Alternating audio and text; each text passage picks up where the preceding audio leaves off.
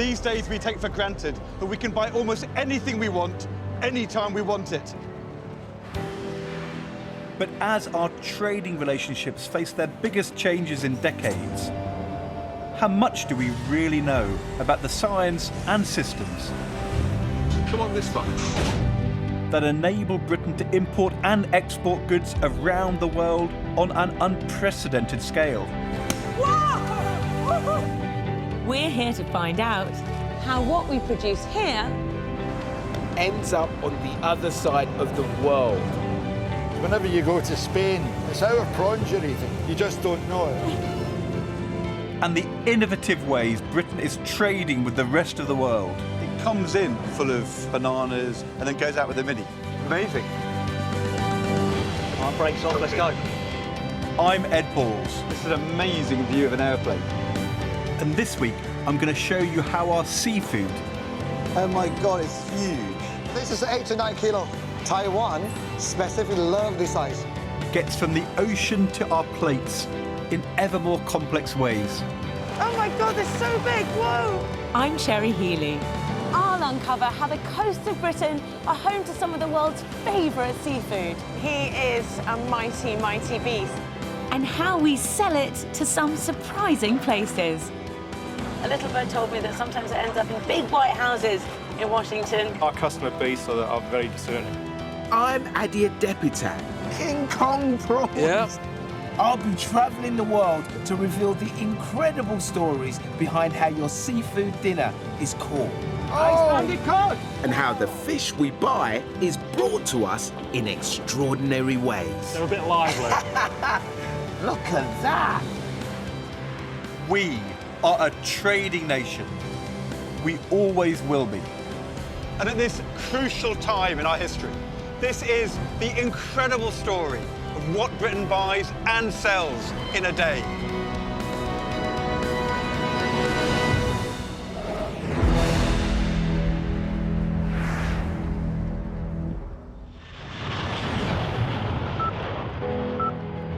"6 a.m. The first passenger flights leave London's Heathrow Airport. We know it as a place of departure lounges, duty-free, and the beginning or end of what can be a long flight. To many of us, this will all feel very familiar. Over 200,000 people pass through here every day. This 3,000-acre site with 2 runways, 4 working passenger terminals, a dedicated cargo terminal, and up to 200 aircraft on the ground at any one time is Europe's busiest airport. While we're all up in departures, getting a coffee, waiting for the plane to board, down here on the tarmac, there's a massive operation going on. You'd never know it as a passenger, but Heathrow Airport is vital to Britain's long-distance seafood trade. Amazingly, over 45,000 tonnes of fish a year take off or land here. Whether it's tuna coming in or crabs going out, these are perishable products, often travelling great distances. So this airport, 60 miles from the sea, is a crucial cargo hub.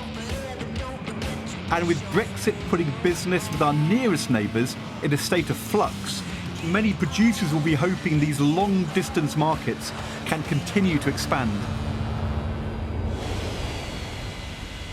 I'm going to explore Heathrow and find out how our seafood is on the move faster and further than ever before.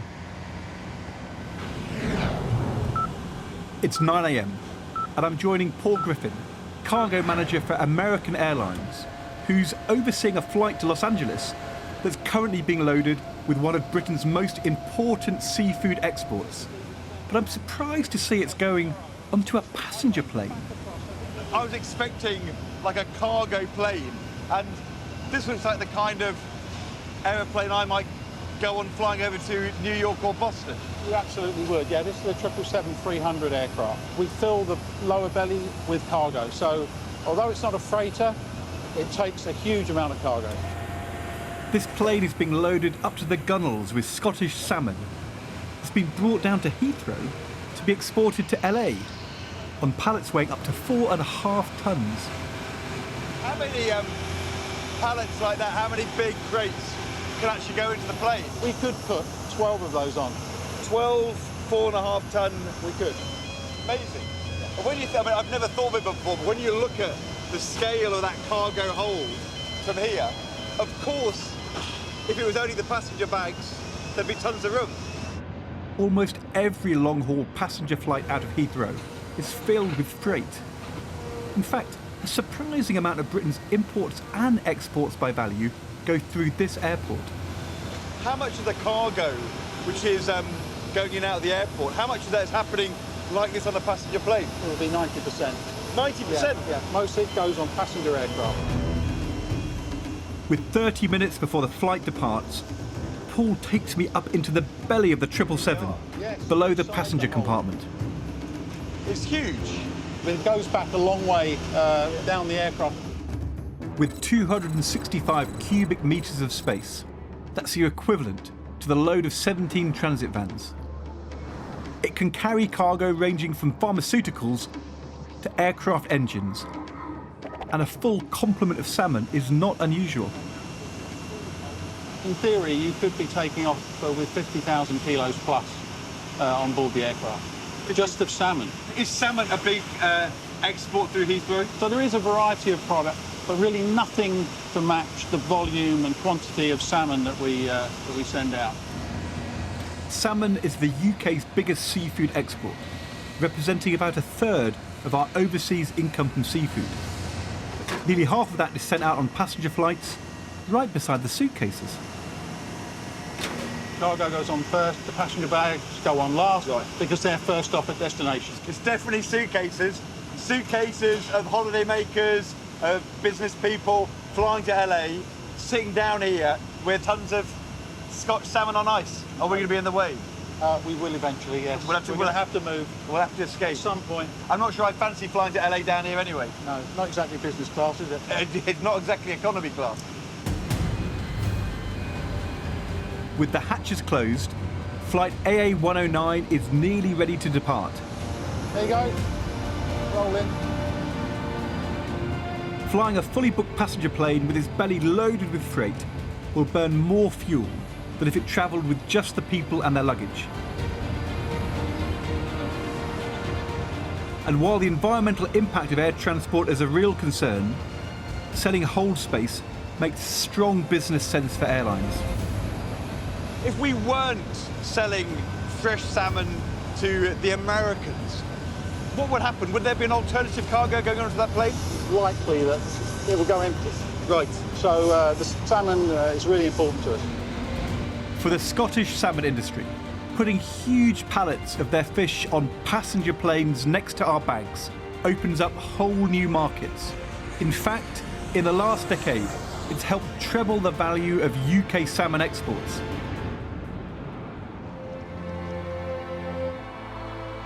But what makes salmon from Scotland so desirable around the globe? This is a world away from Heathrow Airport. Heathrow is 600 miles that way. I'm on my way to a salmon farm in the Scottish Highlands, where right now fish are being prepared to make that journey down south, board a plane, and end up as someone's dinner anywhere from Beijing to Miami. Scottish salmon exports sometimes earn the UK more than any other food, full stop. With a distinctive flavour and high-quality reputation, over half the farmed Atlantic salmon we produce heads abroad. Here in Ardmere in northwest Scotland, I'm visiting a company called Wester Ross to find out what it takes to get prime Scottish salmon out to the world. David Robinson sells his premium product to high-end customers worldwide. What is so special about your salmon other than the spectacular location? I think it's the almost artisan approach that we have to our salmon. They're all hand-fed. They're hand-fed? Yep. I'm assuming not one by one. There's quite a number of fish in each pen, but the guys out there are expert at it. Yes, as long as you can handle a scoop, you're doing well. So is it a bit of a boutique salmon farm? Well, we're certainly the smallest salmon farm in Scotland. Our customer base are very discerning. We supply to a number of suppliers who then sell on to very discerning customers. When you say discerning, a little bird told me that sometimes it ends up in big white houses in Washington, palaces in London, places like that. It possibly could, yes, it possibly could. Certainly, we supply to some smokers down south that do have, again, some very important customers. All Scottish salmon, whether it's sold to royalty or just you and I, is now farmed in floating nets off the coast or in sea locks like this one. Wow, they're active, aren't they? Look at that. The water temperature and moderate current are just right, giving Scotland a natural advantage to producing high-quality fish. Hand feeding is unusual, but here they think it minimises pollution from food waste, which salmon farming has been criticised for. It also helps them monitor the fish's health. Matthew! All right. Can I help? You can if you want, yeah. Is it feeding time? It's feeding time at the zoo. Come on, let's have a look. Oh, look, you've got a... It really is. It's like all in the wrist. Fling. It is all in the wrist. The fish come to the surface to eat. Compared to other countries, Scottish salmon generally get higher quality food and have more space to swim, producing a higher quality product. So how much do they get? About 20 to 25 buckets of food a day. What? About 250 kilo. You must just feed them non-stop. Just feed them to appetite, so they'll tell you when they're not hungry. They'll just stop eating. So you just keep feeding them until they stop eating? Yeah, I wish my life was like that. Yeah, I know. Me too. The salmon's growth is tracked by an underwater detector that gives a readout of the average size of the fish in the pen. At just over 3 kilos, these are still a bit small. Only when they reach 4 kilos, at roughly 2 years old, are they ready to sell. David, what is going on here? It seems like a section of the net has been raised. Yeah, so what we've done here, we've just brought the fish into this small part of the net prior to starting the harvest operation. Why not just lift the whole pen up at once? Well, there's an awful lot of fish in here, more than we need in one time. So we just crowd small volumes of fish, keep the stress levels really low. They need to be nice and calm so that they can be in pristine condition as they're harvested. If you stress them at this stage, there's a buildup of lactic acid, and that can affect the flesh quality and the taste. It's taken us 18 months in seawater to get them to this stage, and in a few minutes you could ruin them. The fish swim up a pipe, gently drawn along in a flow of pumped water. Just like they might swim up a waterfall in the wild, they emerge into fresh air. Whoa, they're massive. I can't get over how big they are. It's like a fish disco. After they're stunned and humanely killed, the fish are packed in ice. Here they are in all their glory, and they are beautiful. Look at that. Yeah, these are some nice examples of what we've been harvesting today. North America and China tend to be the bigger fish, smaller fish tending to go to Europe. But yeah, we have a home for them all. We could sell more fish than we can produce. Because of the hands-on approach, this salmon can retail at about twice the price of supermarket salmon. But with the world as a marketplace, there are plenty of premium customers. Isn't it strange that there's a plane waiting for these at Heathrow? Yeah, I mean, there's a lot of salmon flown out from Heathrow in particular, and we have to pre-book those flights. That's really important. If it misses the flight, then you're a disappointing customer. Is there a bit of a fight for space? Put it this way, if you delay booking it, then you're unlikely to get that space on the flight. Packed in ice, the fish from here are about to hit the road. And combined with the harvest from over 150 other Scottish salmon farming sites, there's typically over 2,000 tonnes a week heading abroad. What a stunning place to come and learn about Britain's biggest seafood export. The salmon caught today on this lock are now headed south to Heathrow and then onto the world.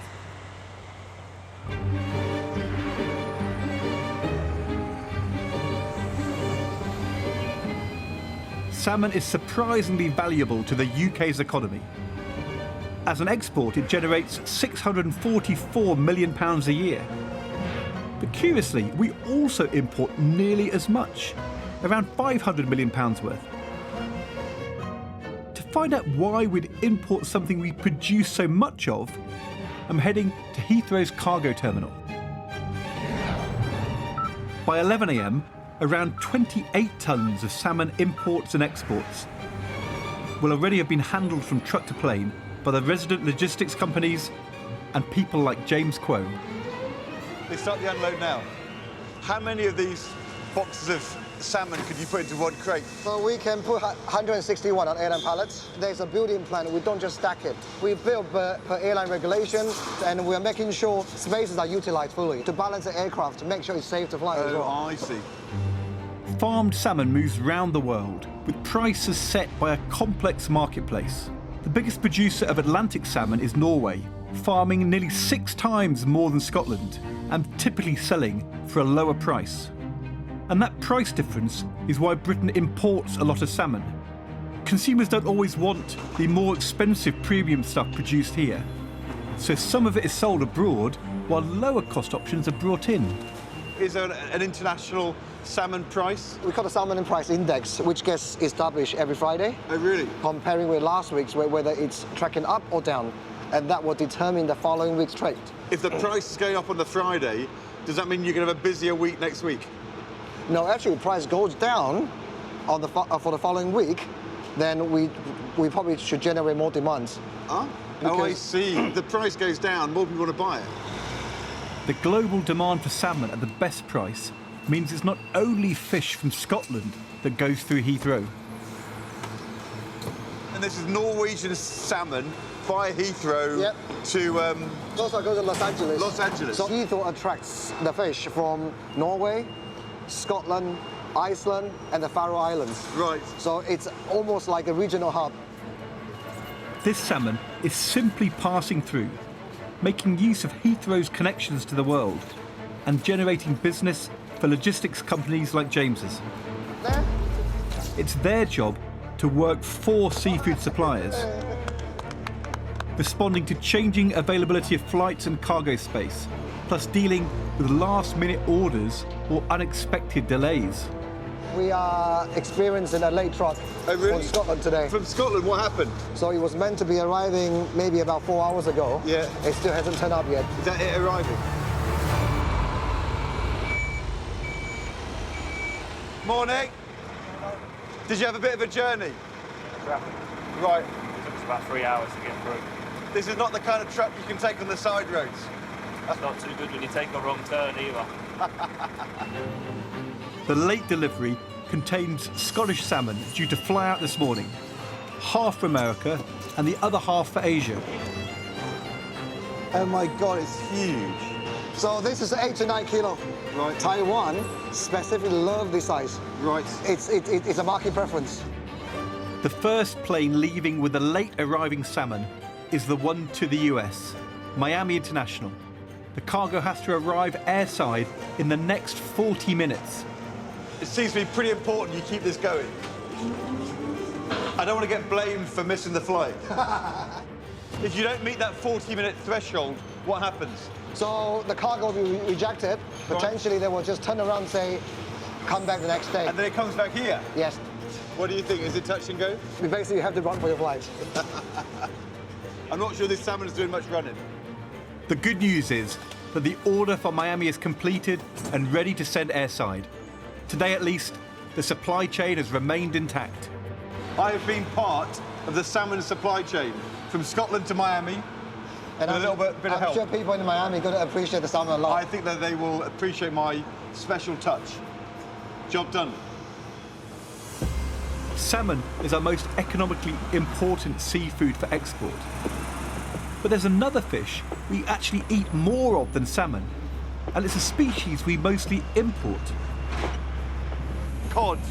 We used to catch most of ourselves. Now we rely on the rest of the world. That's why Ade's gone to Iceland.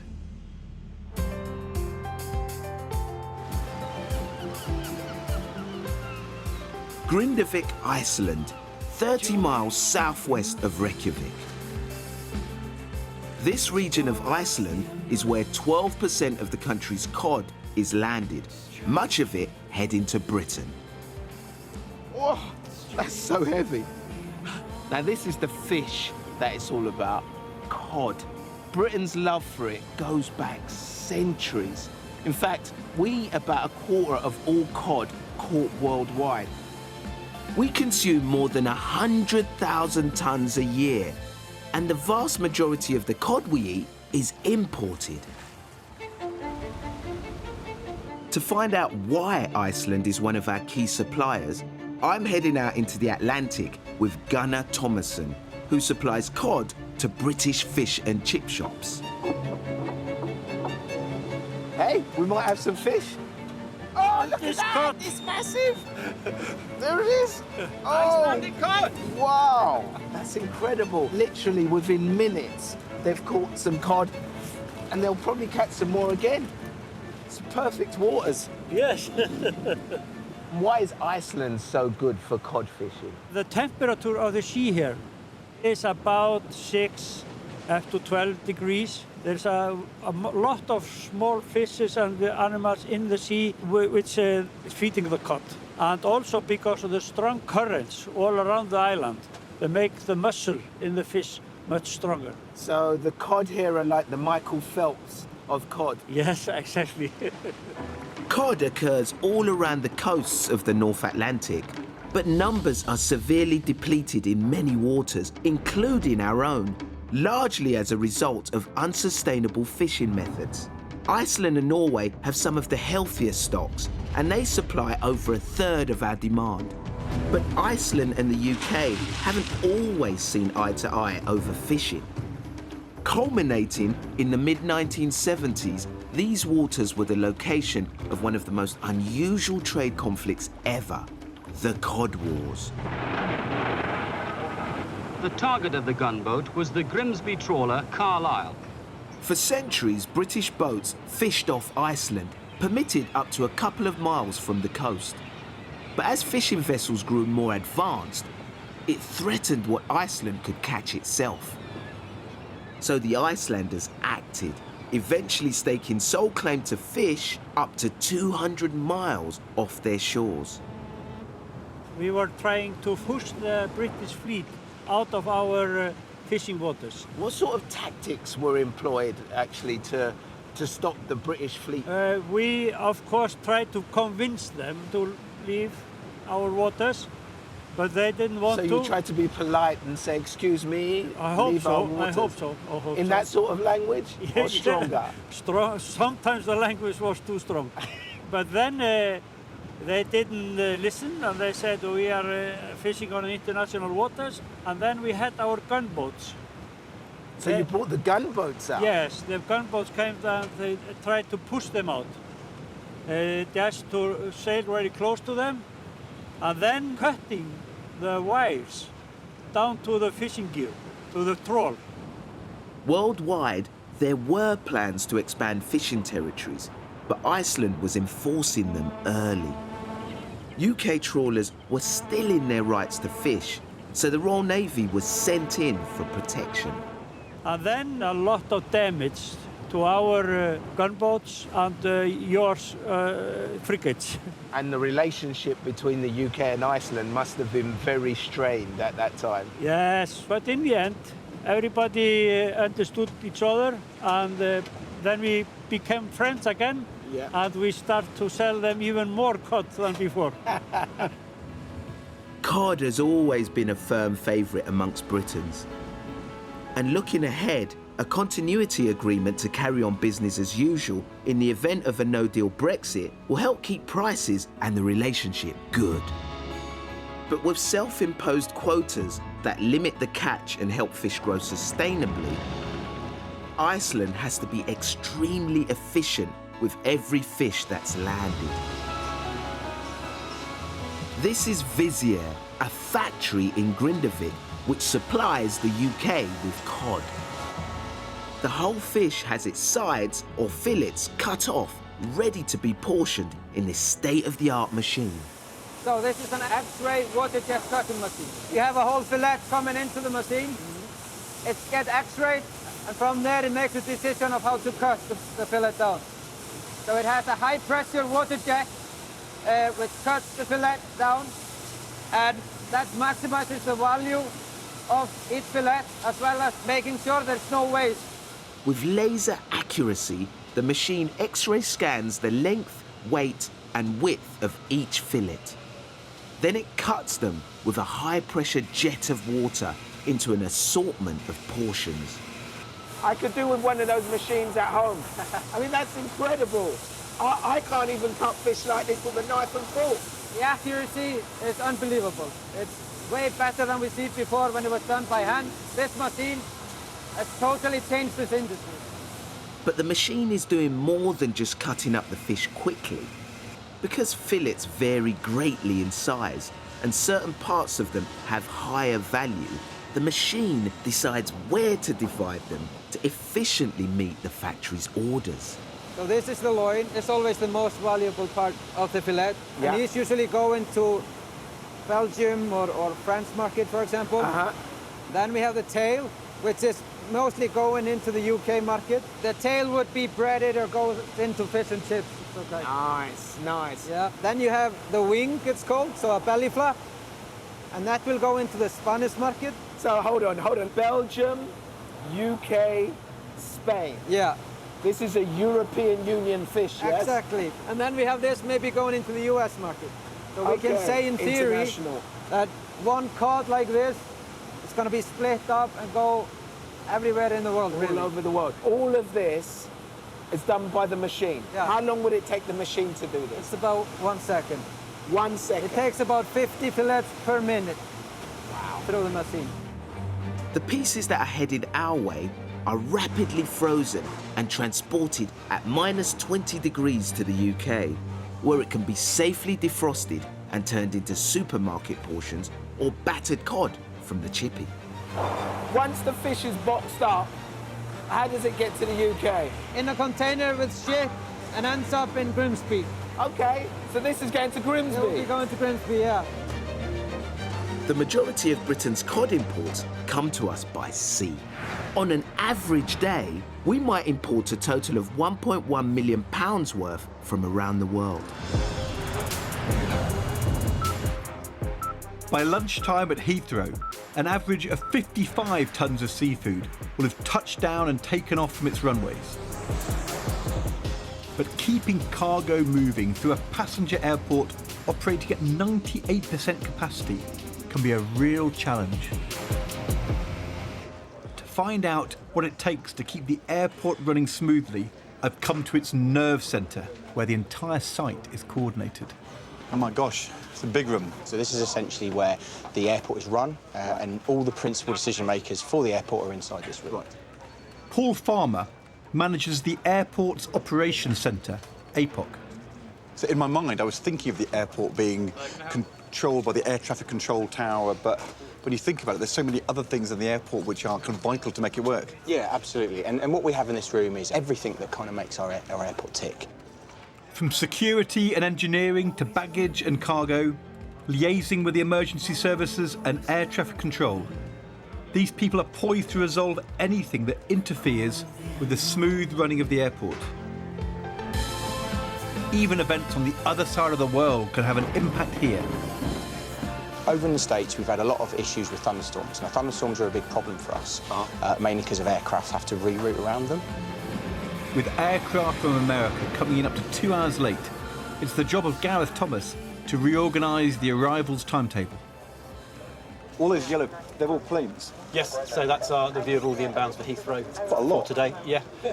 So anything above this line is late, and anything that's yellow is North American traffic. Right. So you can immediately see that there's a large number of North American arrivals today are not operating to their scheduled time.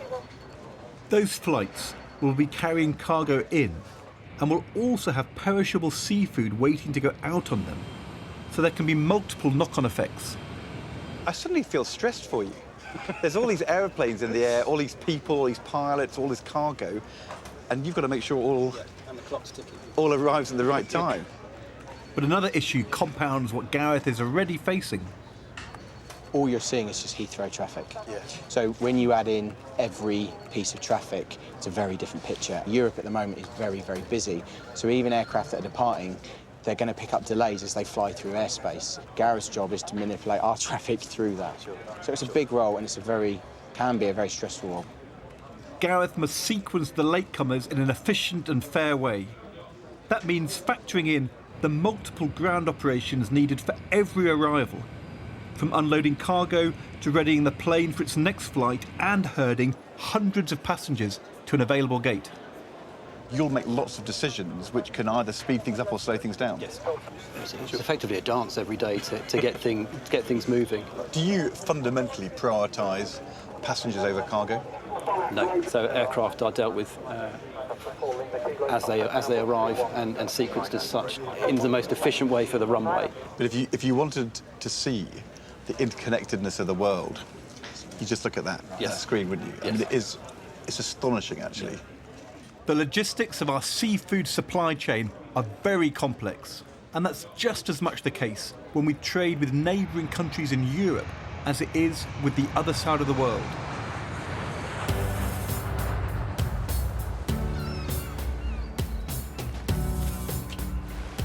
I've come to this beautiful location to find out about something you might be surprised to hear we can catch at all. Lobster is abundantly available in UK waters, and it's extensively caught in Scotland, which is where I am. This is in Ferrari, on the shores of the famous Loch Fyne. And the lobster caught here is a delicacy overseas. Oh, wow. Thank you. You don't see these very much on tables in Britain. It's a langoustine, sometimes known as a Dublin Bay prawn. This 10-legged shellfish is a type of lobster. Langoustines, smaller than a regular lobster, are our second biggest seafood export after salmon. Oh, it's a bit fiddly, isn't it? UK langoustine is enjoyed whole right across Spain, Italy and France too, where it can fetch prices as high as ordinary lobster. It's really tasty. Unusual as langoustine may seem, many of us have eaten them under their Italian name. Scampi. Thank you. Guess what fish is inside good old British scampi? It's langoustine. So when you order whole-tail scampi, you're actually ordering lobster. Very la-di-da. We export over £250,000 worth of langoustine daily, the majority of which goes to the EU. To see how, I'm meeting Alistair Sinclair, who fishes for these crawly critters out on Loch Fyne. Alistair! Hello, Cherry. Skipper, can I come aboard? Of course you can. Welcome aboard. Hooray! Tally-ho then. As most of his langoustine goes abroad, he's understandably flexible about what we call them. Whenever they travel to Europe, they become langoustines. Right. And they gain an extra £1 or £2 per kilo. So call them what you want. Call them what you want. Where are these langoustine going to end up? They'll end up in Italy, Belgium, Monaco, Spain, France. You know, the ironic thing about it is whenever you go to Spain and you eat their paellas, etc., it's our prawns you're eating. You just don't know it. Langoustine are found all around the coast of Scotland in large numbers. And there are around 1,400 keelboat teams like this pulling them out of the water in traps called creels. Their colour is absolutely beautiful. Do you get more money for the larger ones? Of course you do. So you like him? No, someone will like him in Europe. Across Europe, the best chefs want langoustine as fresh as possible. And like lobster, you can't get fresher than live. But these are not the hardiest creatures. We're constantly looking after them, constantly watering them with salt water, keeping the rain off them, keeping the wind off them. They don't like rain? They don't like rain, sunlight, idiots, poor handling. We've got to keep them alive so that they end up with the end user, whether it be a restaurant, a hotel, etc., alive whenever they reach the kitchen. So what happens if they get too hot, too cold and rained on? They'll just die and then there's no value to them. So everything that we do out here has got no value to it at all. As exports, langoustine are worth £100 million a year to the UK economy. And often, they'll travel live. So it's vital that there's a speedy and careful supply chain in place to take the langoustine on their big journey to their destinations. Hey, that's a big one. Whoa! I'm coming up. The langoustine will make the first part of that trip with truck driver Andrew Virtue. Tell me about this amazing truck. It looks like this incredible life support system. It's to transport the langoustines to Europe, keep them in their environment. So you transport them in seawater? Yep. So when they get to the other end, Yep. they're as fresh as they could be? Yep, still live and kicking. In they go. So in they go? Do they just gradually sink? Yeah, just, there you go. So when these get to France and Spain, Italy, it's as if they've just come into sea. What's the journey that these are going to go on? So these are just basically going to Portsmouth, Southampton, right to the south coast, then onto a ferry for 8 hours, across the channel, and then might be another 6 hours into France. For perishable goods like the langoustine, disruptions to the supply chain can be problematic. Good luck on your journey. Thank you. Thank you. The worst case is a heavy delay. For example, if the truck misses its pickup. The supply chain's, it's very slick, but it's also very weak. What happens if that lorry's late and it just doesn't turn up? We all go poor for a week. Really? Yeah. Is that real? We don't get paid, no. I mean, that's quite serious, actually, isn't it? Fishing's a serious business. Fishing is a serious business. There's no room for error. No. The job of keeping seafood moving could also be impacted by a no-deal Brexit. If new customs arrangements at ferry ports are introduced overnight on EU trade, they could cause delays. Heathrow, on the other hand, mainly air freights outside the EU. So for another of Britain's key seafood imports, business should continue as usual.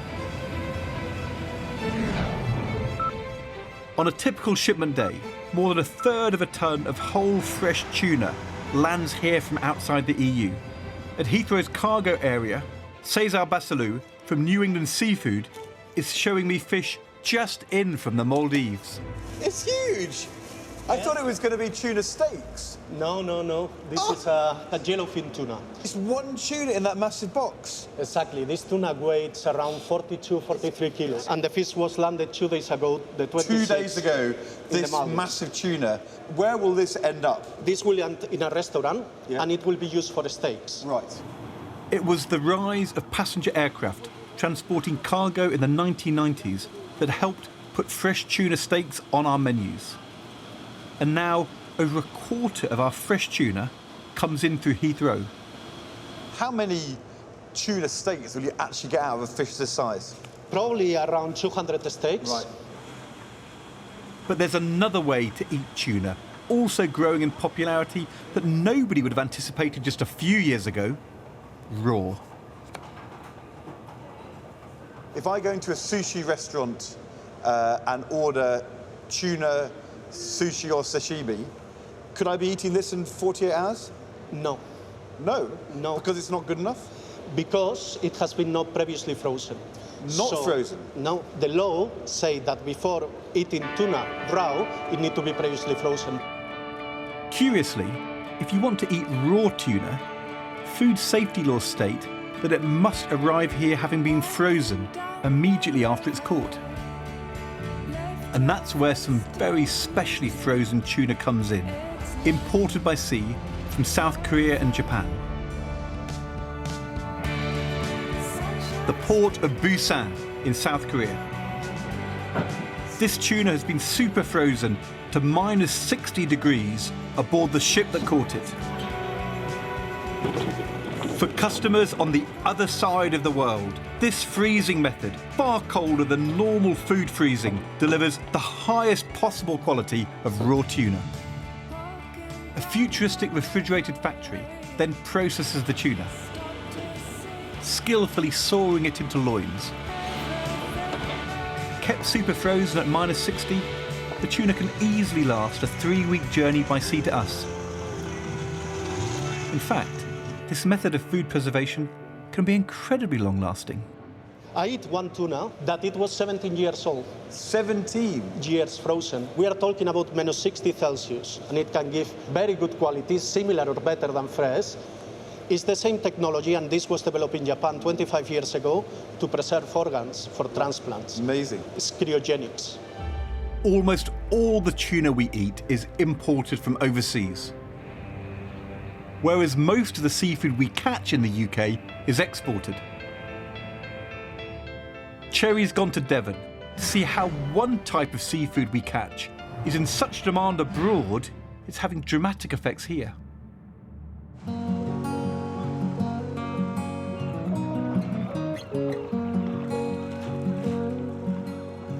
What a thing of beauty, a dressed Devonian crab. But take a really good look, because these tasty blighters are becoming increasingly hard to find on our plate. Around 30,000 tonnes of British brown crab is landed in the UK a year. We have the largest fishery for it in Western Europe.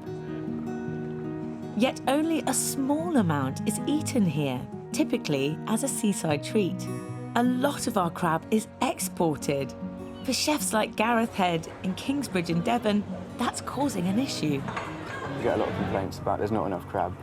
Is there a reason why there isn't quite as much crab on the menu at the moment? Because of the prices, it's too expensive. 5 years ago, we could sell a dressed crab here for £6, £7, and it's on our menu now for about £15.95. So it's a massive jump. It's not just an incremental jump, but it's you've noticed a huge difference. Yeah, you can imagine the customer doesn't really want to pay that much, but we've got no option to charge that. Because that's how much it costs you to source. Yeah, exactly.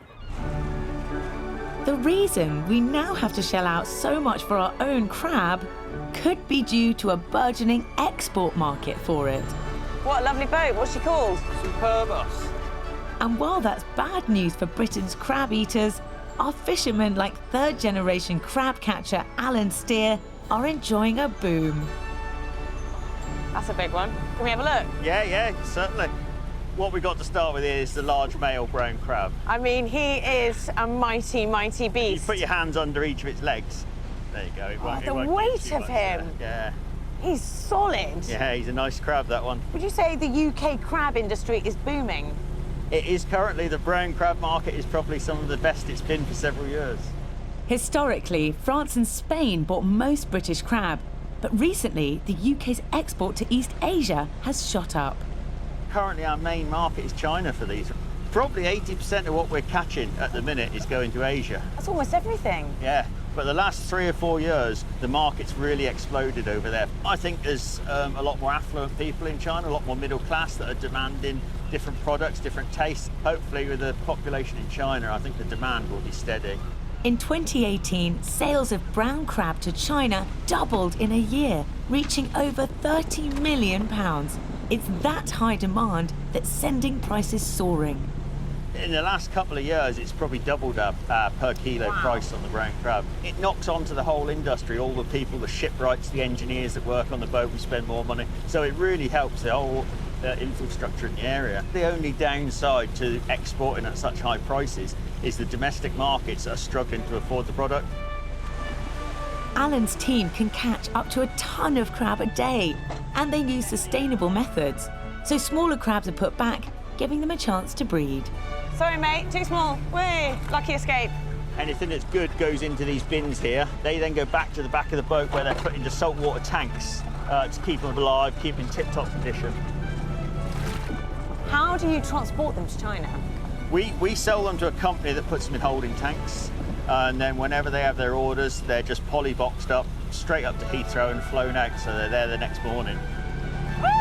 It's amazing to find out how demand on the other side of the world has catapulted trade in a seafood we don't have much taste for here. Whoa! I'm really trying to not be wet about this, but it's not going to plan. Britain exported over 4,000 tonnes of brown crab to China last year, with a quarter of it going through Heathrow on passenger flights. Delivered safely. Am I an official part of your team now? Well, that's it. Yes!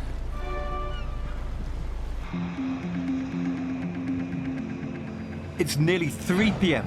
and I'm joining flight VS250 one of the airport's key links to China, which is finalising the loading of 15 tonnes of seafood, including British crab. Has this plane come in today? It's coming this morning from JFK, I believe. It's going out to Shanghai. To Shanghai? Shanghai, so yeah. it came in from New York, stopping in London. Correct. Off to China. Yes. Yeah. Almost around the world. Indeed. The 24-hour period. Ben Crump, Cargo Operations Manager for Virgin Atlantic, is taking me under the 787 Dreamliner. This plane's pretty much ready to take off. All these passengers up there, they've no idea what's going on under here, do they? They don't realise we're Not least that we're here. How many people would be on here? 250 plus. 250. Britain's seafood trade with China is capitalising on a recent surge in passenger flights between the countries since 2016. As growing numbers of tourists from China's rapidly expanding middle classes visit the UK. Michael Donoghue drives one of the tug vehicles that will push hundreds of passengers and our seafood cargo onto the taxiway. Yeah, we're just waiting for Captain. Why can't it do this bit itself? I don't think it can reverse. It can't reverse? Yeah. Oh, I see. That's a really good point. When you know it can't reverse, suddenly it all becomes clear. Ground Virgin and 5010-320 ready for What's in there? That's us. Alright, brakes off, let's go. Under Michael's control, the heavily laden aircraft slowly begins its 6,000-mile journey to Shanghai. So you've got to swing this round and get it facing that way? Yeah, it's coming around nicely. You are now making sure these passengers are ready to fly to Shanghai, but also you are playing a vital role in the British crab export industry. You're part of the supply chain. There we are. We're now disconnecting the tug, so the plane just becomes entirely standalone. Off they go. Now the engine's really starting to rev up. Amazing. It's remarkable that people flying long distances is what allows us to sell seafood so far away.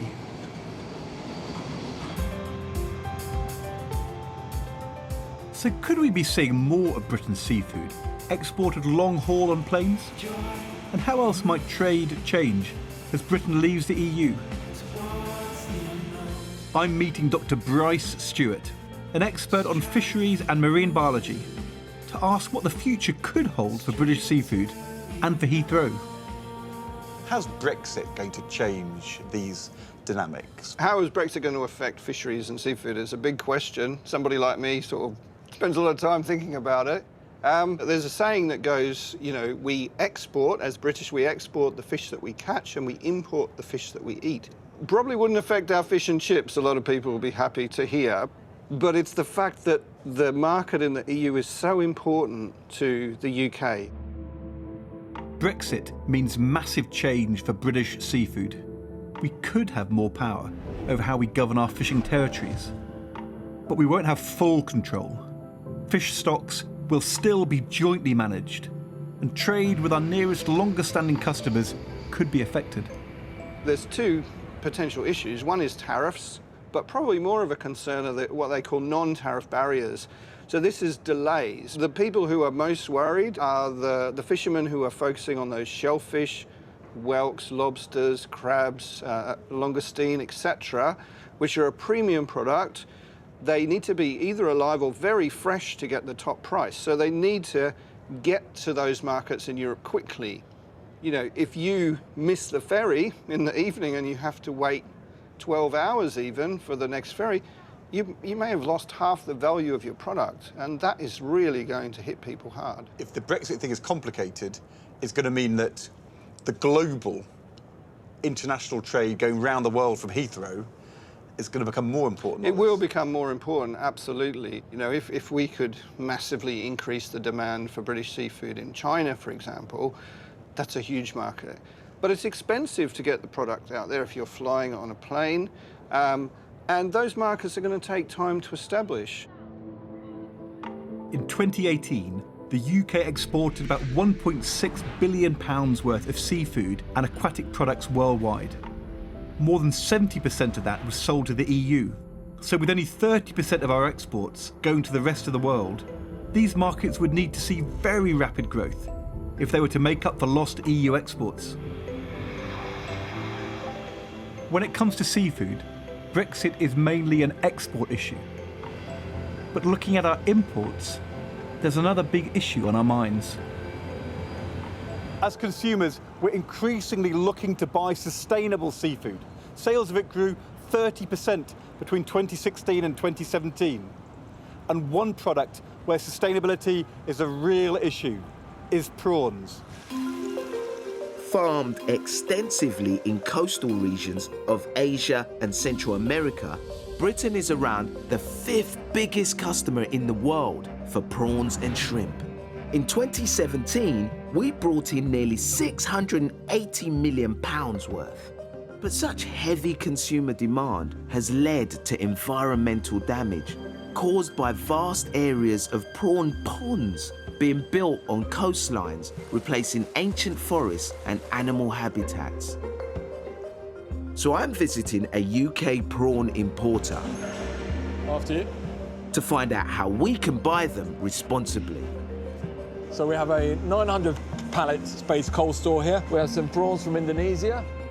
Will Rash runs the Big Prawn Company in Norfolk. They import over 1 million kilos of responsibly farmed prawns a year, shipped in frozen from Asia and Madagascar. Now if I open them up, They're huge! big sort of whoppers. King Kong prawns! Yeah. Well, what are the specific criticisms that have been thrown at the sourcing of prawns? You've got the effect on the environment, you've got the effect on the workforce that is involved in farming and processing those prawns, and hygiene in the factories. What are you guys doing about that? With regards to the environment, we are looking for those suppliers who are actively trying to better those environments. From a factory and hygiene point of view, we visit our factories. And actually, if you get all of that right, you produce a better product. By trading with prawn farms like this one in Madagascar, it can work well for everyone. The workforce is being treated fairly, the prawns are well looked after, and the environment is being taken care of. So what would I look out for if I'm trying to find a prawn or a brand of prawn that is responsibly sourced? Okay, so on the back, you're looking for the statement that actually says that. Responsibly farmed whole raw tiger prawns. We've also included some pictures. We've got some mango replanting, we've got schools. So if they're not providing information? You do want to question it, being inquisitive with the retail outlet and asking them. So would you ask the manager at the market? Yes, I would. So it's become almost like, as a consumer, we have to take responsibility as well to make sure that we're looking at brands that are ethically sourced as well. I think you do.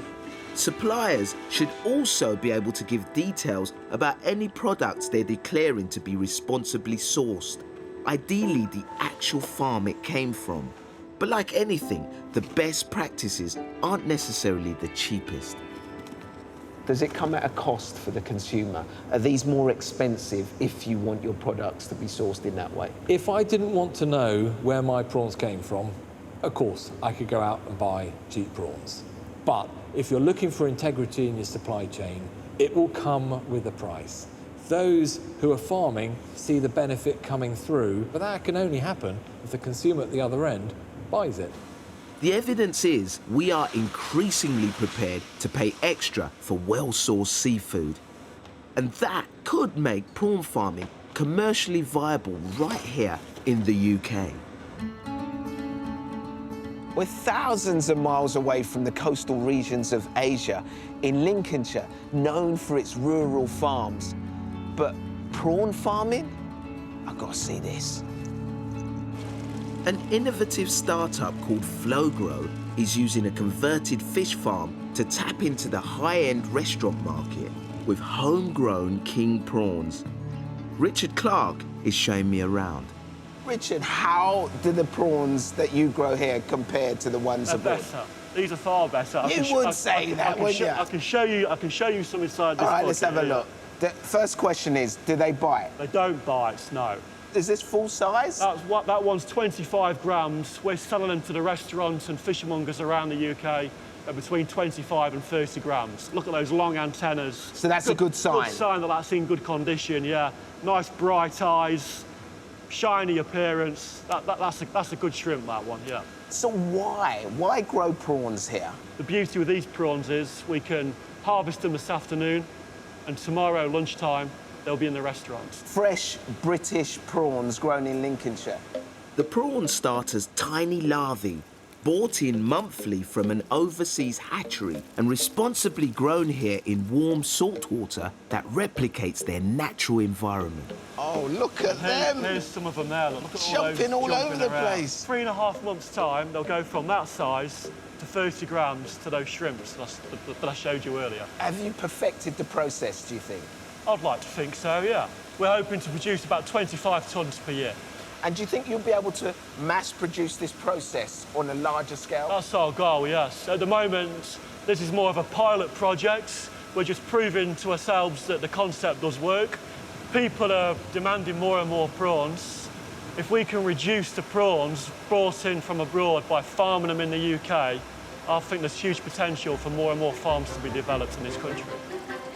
Farming prawns responsibly in the UK is more expensive than importing them from overseas. But if the demand is there from consumers, we might one day see British prawns on our supermarket shelves. It's 8 p.m, and over the course of today, we've seen how Britain's seafood economy revolves around exporting the fish we catch and importing the fish we eat. Around the UK, on an average day, will have exported £4.4 million worth of seafood and will have imported £5.6 million worth. And Heathrow Airport is instrumental to that trade. Who'd have thought that planes like this, full of passengers, would have so much seafood, often live seafood, in the hold of the airplane? The logistics that keep the seafood supply chain moving are precise and complex. And as Britain leaves the EU, they're potentially going to be put under significant strain. There are real concerns about the impact that Brexit will have on our producers and consumers alike. But it will also be fascinating to see if there are new trading opportunities that Britain will be able to take advantage of.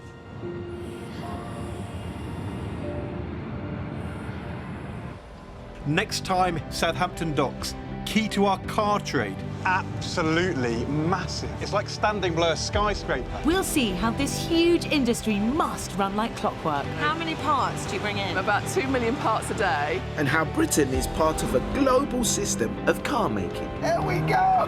Woo! Yeah, that is incredible. You feel it here.